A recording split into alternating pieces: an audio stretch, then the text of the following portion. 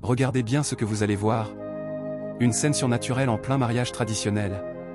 Ce jeune homme, sur le point d'épouser sa bien-aimée, ne savait pas que ce jour allait se transformer en cauchemar spirituel. Assise sur ses genoux, sa future épouse s'apprête à lui tendre le vin de palme rituel, symbole sacré de l'union. Mais, ce n'est pas elle. Un vieil oncle sorcier, déguisé en jeune femme, a pris sa place. Son objectif ? Empêcher ce mariage par tous les moyens. Le cureux, invité en retard à la cérémonie, entre et ressent immédiatement une présence étrange. Il dit calmement : « Attendez un instant. Levez-vous, s'il vous plaît. » L'oncle déguisé, avec un sourire faux, répond : « Ah cureux, qu'est-ce qu'il y a ? Laissez-moi juste lui donner à boire. » Le cureux insiste : « Je ne sais pas exactement ce que je perçois, mais il y a quelque chose de mauvais ici. Ce n'est pas clair, mais ce n'est pas naturel. » L'oncle réplique : « Ah cureux, tu vois quoi ? Tu es même arrivé en retard, et tu veux perturber la cérémonie ?» Le beau-père, pensant qu'il s'agit bien de sa fille, intervient. « Un monsieur le cureux, chez nous, dans la tradition, on appelle cela el pusuru. La future épouse donne le vin à son futur mari avant toute autre chose. C'est comme ça qu'on fait ici. » Mais le cureux, visiblement troublé, répond : « Ah monsieur, ce que je ressens ici dépasse la tradition. C'est au-delà du physique. C'est une guerre spirituelle. » Pendant ce temps, l'oncle déguisé ne lâche pas le regard du cureux. Il fixe, il sourit, mais quelque chose ne va pas. Le cureux tente encore de ralentir la cérémonie. « Permettez-moi juste de prier un court instant avant que ce vin soit partagé. » L'oncle insiste. « Ah, laisse-moi finir ce que j'ai commencé. Ce sera rapide. » Mais cette fois, le jeune homme lui-même prend la parole. « Beau-père, s'il vous plaît.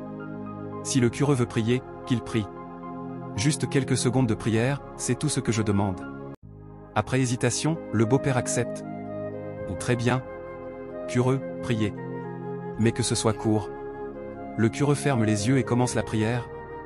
Et soudain, la jeune fille se met à crier. Un cri surnaturel, déformé, terrifiant. Tous se lèvent, choqués. Et là, l'apparence réelle du sorcier apparaît. Son visage se transforme.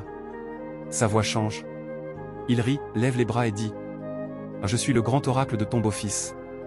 Il m'a été promis il y a 2 ans, mais il a osé fuir. » Le beau-père, furieux, hurle : « Où est ma fille ? Qu'est-ce que tu as fait d'elle ?» Le cureux répond : « Je vous l'ai dit, c'est au-delà du physique. Cet homme est un esprit ancien déguisé. » Le jeune homme, choqué, déclare : « Quelle que soit l'alliance que tu as conclue, elle ne me concerne pas.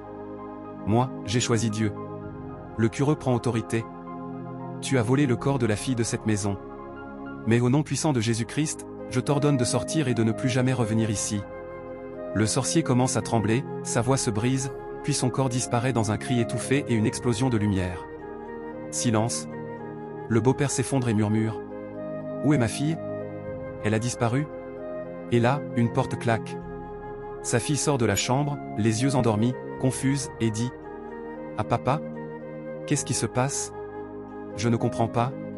J'ai dormi très longtemps. » Elle s'assied entre eux, ne se souvenant de rien. Colombe, abonnez-vous et partagez cette vidéo pour ne pas manquer les prochaines révélations. Ce genre d'histoire n'est pas une fiction. Regardez ce qui s'est vraiment passé entre ce vieux homme mystérieux et cette jeune fille. Le vieil homme pose sa corne maléfique sur l'épaule de la jeune fille. Quelques secondes plus tard, elle se met à gratter ses yeux avec panique. « Je ne vois plus.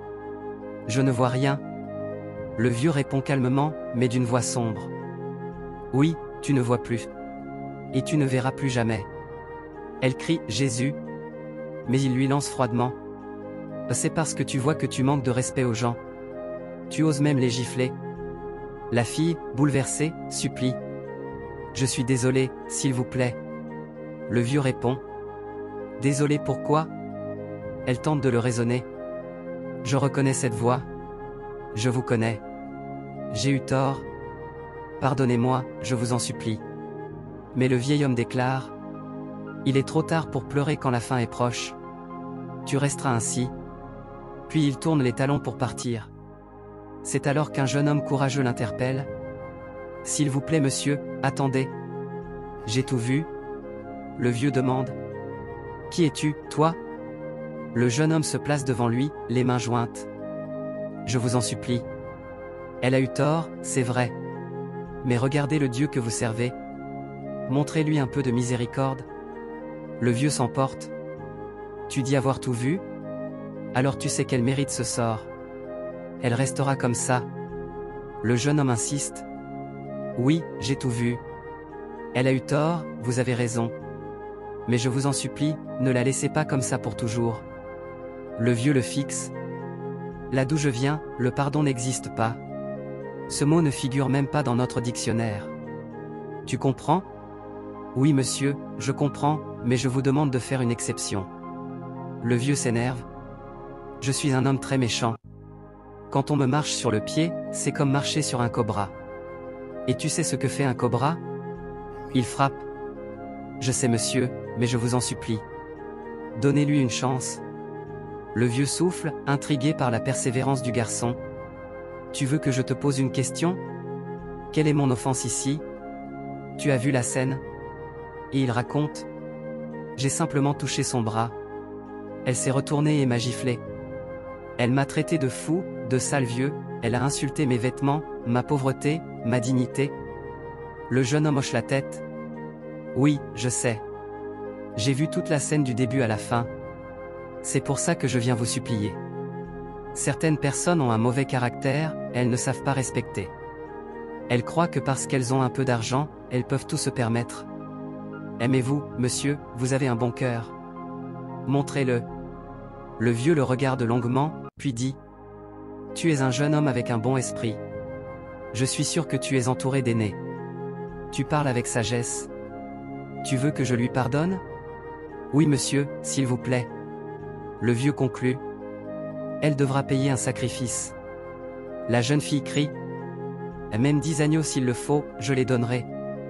Le vieux dit calmement. Accompagnez-moi. Puis il se tourne vers la fille. Tu viens avec nous? Oui monsieur, je vous suis.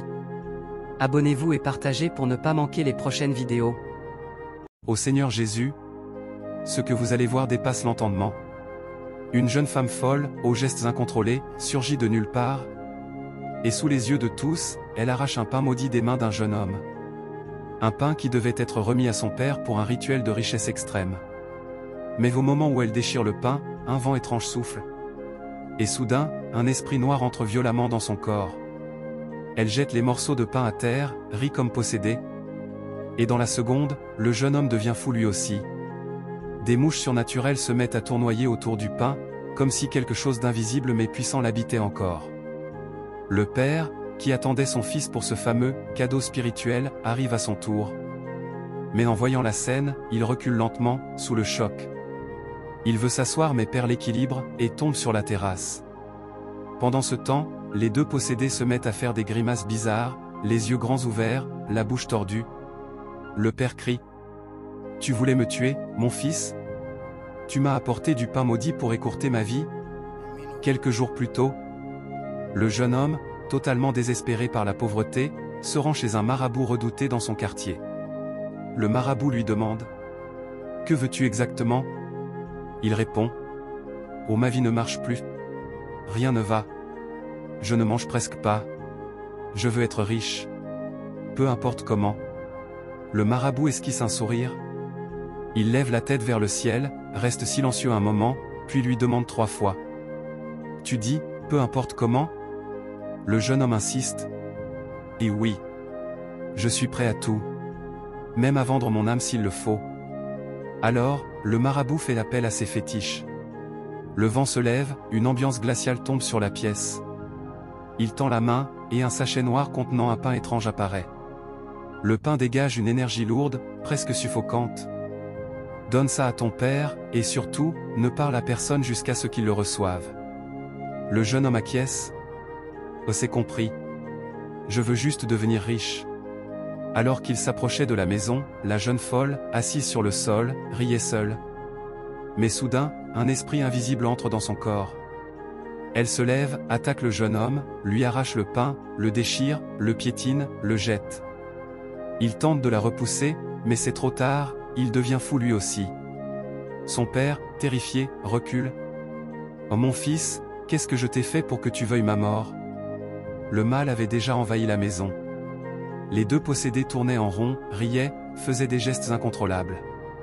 Le vieux père comprend alors que ce pain n'était pas un cadeau, mais une malédiction. Abonnez-vous et partagez cette vidéo pour ne pas manquer la suite.